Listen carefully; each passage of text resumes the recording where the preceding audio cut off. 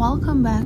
In this video, I'm taking you to the last cities I visited in Japan. During this trip, I explored Osaka, Kyoto, and Nara. Osaka was actually my last stop, and surprisingly, I think I like it even more than Tokyo.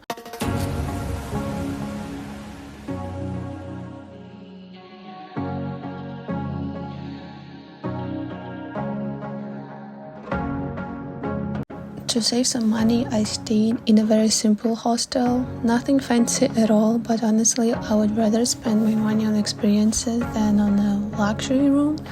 The best part was that my hostel was only a short walk from Dotonbori, so that became my first destination. The moment I arrived, I understood why this place is so famous.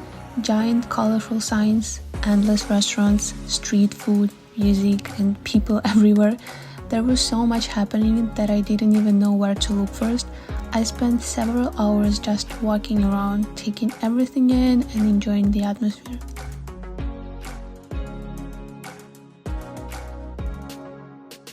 Of course, I had to try some local food. First, I finally tasted takoyaki, those famous little octopus balls. They were actually much better than I expected. I also tried the popular 10-yen cheese coin. It was warm, crispy on the outside, and filled with melted cheese. Definitely worth trying. After that, I didn't really have a plan anymore. I simply walked through the streets, explored little shops, watched people, and stayed there until it got dark. Before heading back, I also visited Shinsekai and Tsutenkaku Tower. It felt completely different from Dotonbori. The streets were quieter and I really liked that contrast.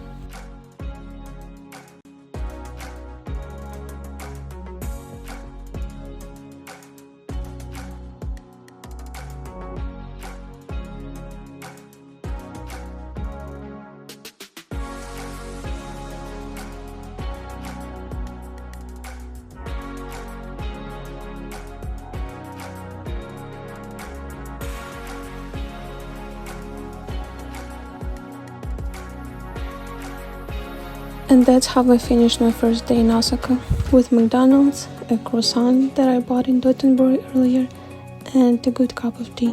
Not the most traditional Japanese dinner, but after working all day, it honestly tasted perfect. The next morning, I was ready for another full day in Osaka. I still had a long list of places I wanted to visit, so after breakfast, I headed straight to one of the city's most famous landmarks, Osaka Castle.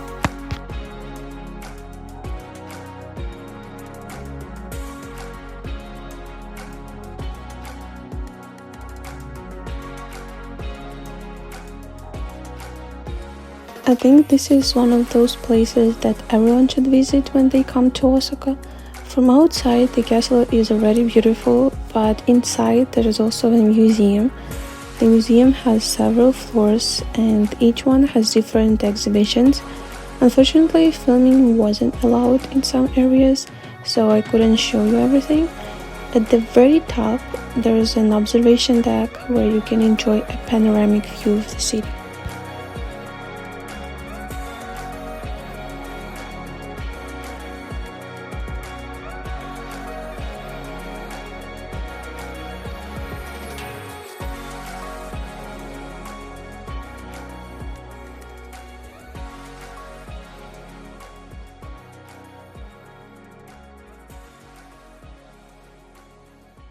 I visited in fall, so the park around the castle was full of yellow leaves.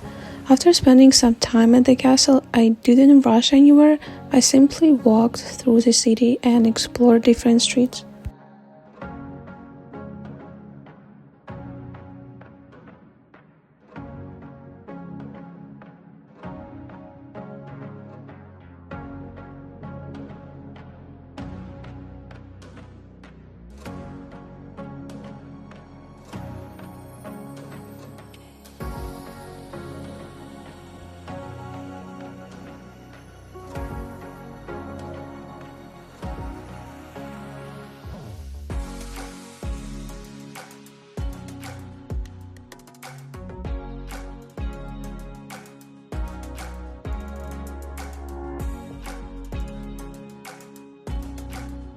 I also ordered a bowl of ramen, and it even had Naruto fish cake on top. I had seen it so many times in anime, so it was funny to finally try it in real life.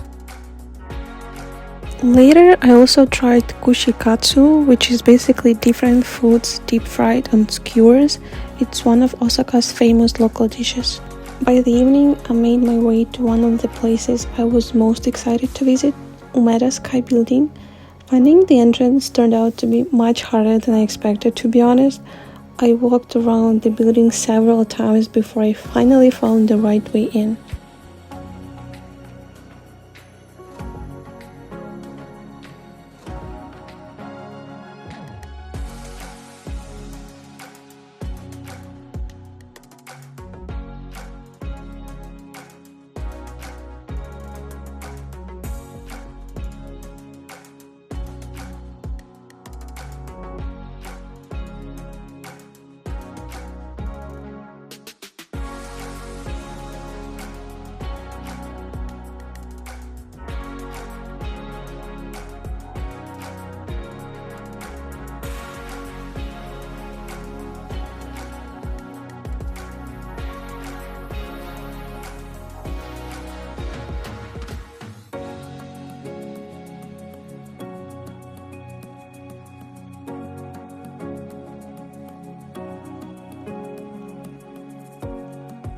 Sometimes you don't need to say anything, you just stand there, watch the sunset, and enjoy the moment.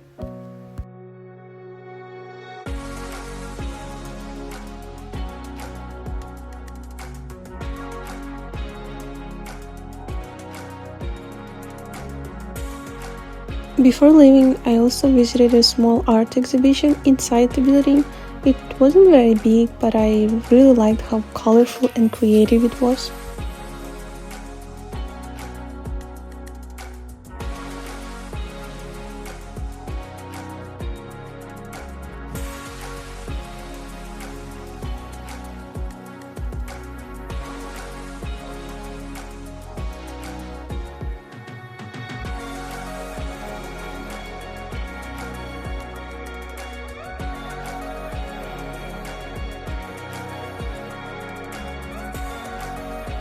To finish the day, I stopped by a local pub for dinner.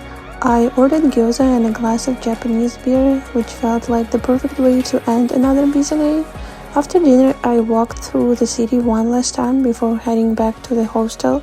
I made myself a cup of hot tea, had a small dessert, and finally got some rest because tomorrow I was leaving for Kyoto.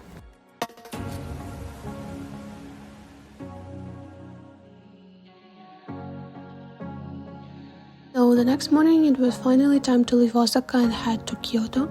Kyoto is one of the most famous cities in Japan, and it's often called the cultural heart of the country. Unlike Osaka or Tokyo, it feels much more traditional. Old temples, narrow streets, wooden houses, and beautiful gardens. You can really feel the history everywhere you go. It didn't take long to get there, and as soon as I arrived, I went straight to one of the places I had dreamed of visiting for years, Fushimi Inari Shrine.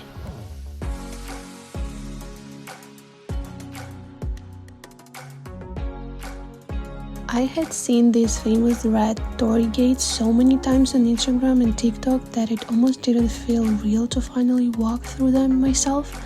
The shrine is much bigger than I expected, and the path seemed to go on forever. After spending some time there, I continued exploring Kyoto and made my way to another famous landmark, Kyoto Temple. This temple is absolutely beautiful, especially with all the bright orange details and the surrounding nature. While I was there, I decided to try one of the traditional fortune papers called omikuji. Luckily, I got a very good fortune. From there, I slowly walked through the old streets, and the streets are full of small cafes, traditional shops, and little souvenirs. I found an ice cream with 2 different kinds of matcha, and I also bought some roasted chestnuts. And while walking around, I also came across a small mochi shop called Mochi Mochi Kyoto. I had actually seen videos of this place on Instagram before, but I had no idea where it was. Later, I visited another temple where visitors can try lifting these large stones, kinda. And according to the local tradition, if you can lift them, they bring you good luck. Well, I managed to lift the first two.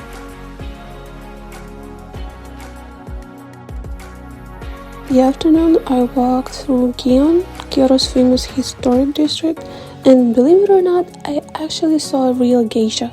It was only for a few seconds because they usually walk very quickly, but it was still such a memorable moment.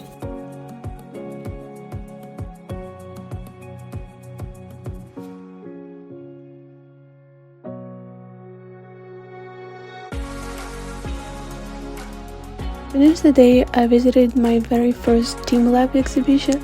I had heard so many people talk about Team Lab before, but nothing prepared me for seeing it in person.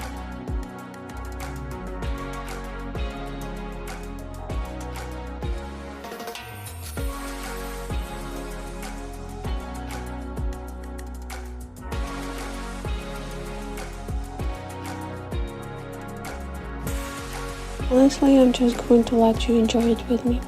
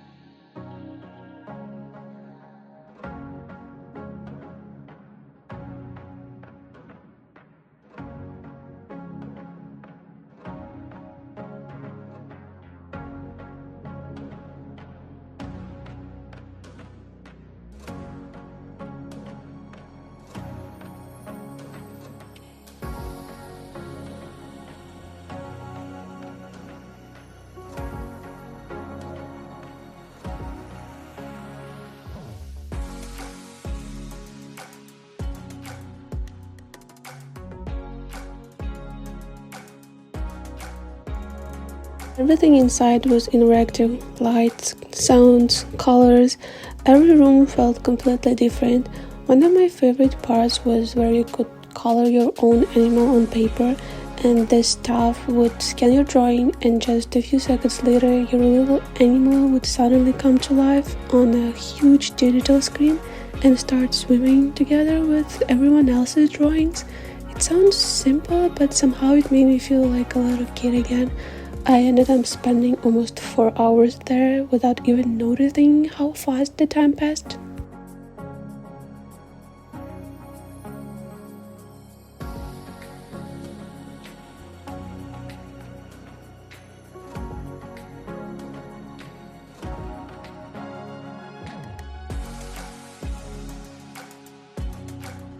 After such a busy day, I finally went back to my hostel, and yes, I checked my phone later, over 30,000 steps in just one day. The next day I left Kyoto and took a short train ride to Nara. Nara is a much smaller city, but it's famous for one very special reason: it's free roaming deer. As soon as I arrived, I started seeing deer everywhere. One of the funniest things about them is that many of them actually bow to people. You can buy special deer crackers and the deer will bow before you give them food.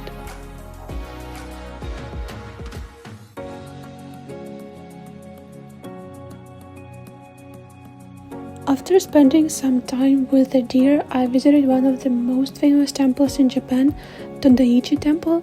Inside the temple is the Great Buddha, one of the largest bronze Buddha statues in the world. There is also a famous wooden pillar with a small hole at the bottom, and according to the legend, if you can squeeze through the hole, you'll receive good luck and blessings. And I actually made it through. Not far from the temple, I found a beautiful botanical garden. It was very peaceful with only a few people walking around.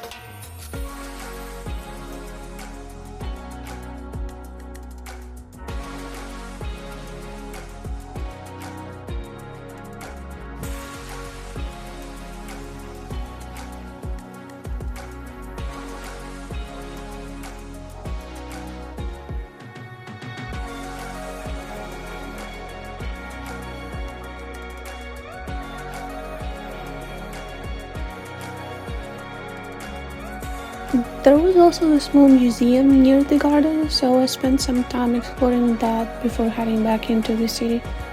After one more walk around Nara and a quick meal, it was time to return to Osaka, but my trip wasn't over just yet. There was still one place I really wanted to visit. I visited Osaka Aquarium, which is considered one of the largest aquariums in the world. While I was waiting to go inside, a street performer was entertaining everyone outside with some really impressive tricks. It definitely made the wait much more enjoyable.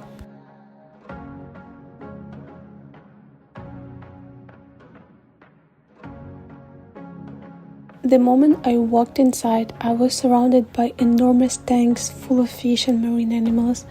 There was so much to see that I think it's better if I stop talking for a while and seem to let you enjoy it with me.